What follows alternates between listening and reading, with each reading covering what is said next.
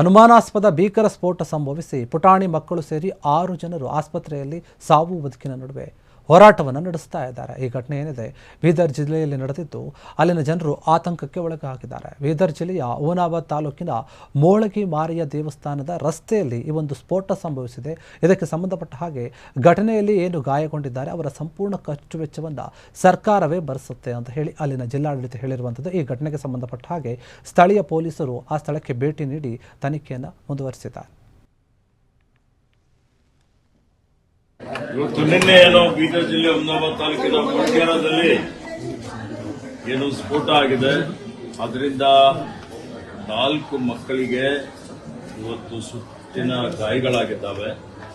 2 ಸ್ವಲ್ಪ ಹಿರಿಯರು, ಇವತ್ತು ಅವರಿಗೂ ತೀವ್ರ ಗಾಯಗಳಾಗಿದ್ದಾವೆ ಮತ್ತು ಅವರೆಲ್ಲರಿಗೆ ಚಿಕಿತ್ಸೆ ಕೊಡಲಾಗ್ತಾ ಇದೆ. ಜಿಲ್ಲಾಡಳಿತ ನಿಗಾ ಇಕ್ಕಿದೆ. ನಾನು ರಹೀಂ ಖಾನ್ ಅವರು, ರಾಜಶೇಖರ್ ಪಾಟೀಲ್ ಅವರು ಇವತ್ತು ಇಲ್ಲಿಗೆ ಬಂದು ಆ ಗಾಯಾಳುಗಳಿಗೆ ಭೇಟಿಯಾಗಿದ್ದೇವೆ. ವೈದ್ಯರಿಗೆ ಇವತ್ತು ಸೂಚನೆ ಕೊಟ್ಟಿದ್ದೇವೆ. ಎಲ್ಲಾ ರೀತಿ ಏನೇನು ಉತ್ತಮವಾದಂತಹ ಅವರಿಗೆ ಚಿಕಿತ್ಸೆ ಕೊಡಬೇಕು ಅಂತೇಳಿ ಹೇಳಿದ್ದೇವೆ. ಜಿಲ್ಲಾಧಿಕಾರಿಯವರು, ಮುಖ್ಯ ಕಾರ್ಯನಿರ್ವಾಹಕಾಧಿಕಾರಿ, ಪೊಲೀಸ್ ವರಿಷ್ಠಾಧಿಕಾರಿ ಎಲ್ಲರೂ ಇವತ್ತು ಈ ಒಂದು ಘಟನೆ ಬಗ್ಗೆ ಪೂರ್ಣ ಪ್ರಮಾಣದಲ್ಲಿ ಇವತ್ತು ತನಿಖೆ ಮಾಡುವಂಥದ್ದರ ಬಗ್ಗೆ ಮತ್ತು ಯಾಕೆ ಆಗಿದೆ, ಏನಾಗಿದೆ, ಇದರ ಹಿನ್ನೆಲೆ ಏನಿದೆ ಅನ್ನುವಂಥದ್ರ ಬಗ್ಗೆ ಇವತ್ತು ಅವರು ತನಿಖೆ ಮಾಡ್ತಾ ಇದ್ದಾರೆ. ಸರ್ಕಾರ ಇದನ್ನು ಅತ್ಯಂತ ಗಂಭೀರತೆಯಿಂದ ಪರಿಗಣನೆ ಮಾಡಿದೆ. ನಿನ್ನೆ ಕೇಳಿ ಪೂರ್ತಿ ನಿನ್ನೆ ಮಾನ್ಯ ಮುಖ್ಯಮಂತ್ರಿಗಳಿಗೆ ನಾನು ಭೇಟಿಯಾಗಿದ್ದೇನೆ. ಭೇಟಿಯಾಗಿ ಅವರಿಗೆ ಏನು ವಸ್ತುಸ್ಥಿತಿ ಇದೆ ಅಂತ ಹೇಳಿ ಅವರಿಗೆ ಮನವರಿಕೆ ಮಾಡಿಕೊಟ್ಟಿದ್ದೇನೆ. ಯಾರ್ಯಾರು ಗಾಯಾಳುಗಳಿದ್ದಾರೆ ಸಂಪೂರ್ಣವಾದಂತಹ ಚಿಕಿತ್ಸೆ ವೆಚ್ಚ ಸರ್ಕಾರ ಭರಿಸುತ್ತದೆ. ಮತ್ತೆ ಈ ಒಂದು ಪ್ರಕರಣದ ಹಿಂದೆ ಯಾರೇ ಇದ್ರು ಮತ್ತು ಇದಕ್ಕೆ ನಿರ್ಲಕ್ಷ್ಯ, ನಮ್ಮ ಅಧಿಕಾರಿಗಳ ನಿರ್ಲಕ್ಷ್ಯ ಇದ್ರು ಸಹಿತ ಕೆಳ ಹಂತದಲ್ಲಿ ಇದರಲ್ಲಿ ಯಾರೇ ಭಾಗಿಯಾಗಿದ್ರು ಪೂರ್ಣ ಪ್ರಮಾಣದಲ್ಲಿ ಬಹಳ ಆಳವಾಗಿ ತನಿಖೆ ನಡೀತದೆ. ಮತ್ತೆ ತನಿಖೆ ಆಧಾರದ ಮೇಲೆ ಕಾನೂನು ರೀತಿಯ ಕ್ರಮನೂ ಆಗ್ತದೆ.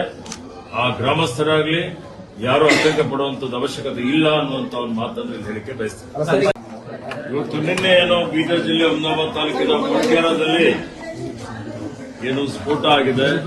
ಅದರಿಂದ 4 ಮಕ್ಕಳಿಗೆ ಇವತ್ತು ಸುತ್ತಿನ ಗಾಯಗಳಾಗಿದ್ದಾವೆ.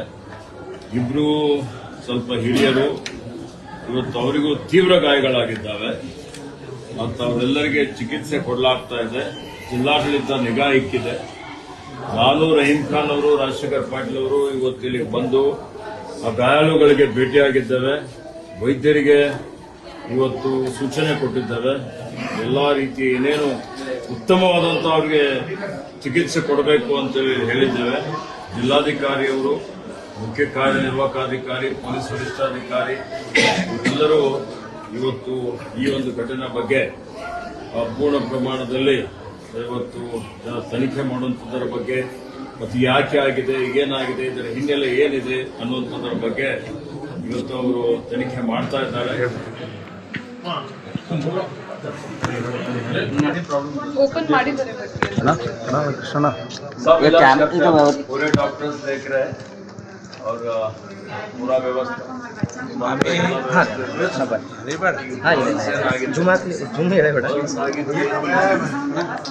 ಇನ್ಫೆಕ್ಷನ್ ಆಗದ ರೀತಿಯಲ್ಲಿ ನೋಡ್ಲಿಕ್ಕೆ ಏನ್ ಮಾಡ್ತೀರಿ?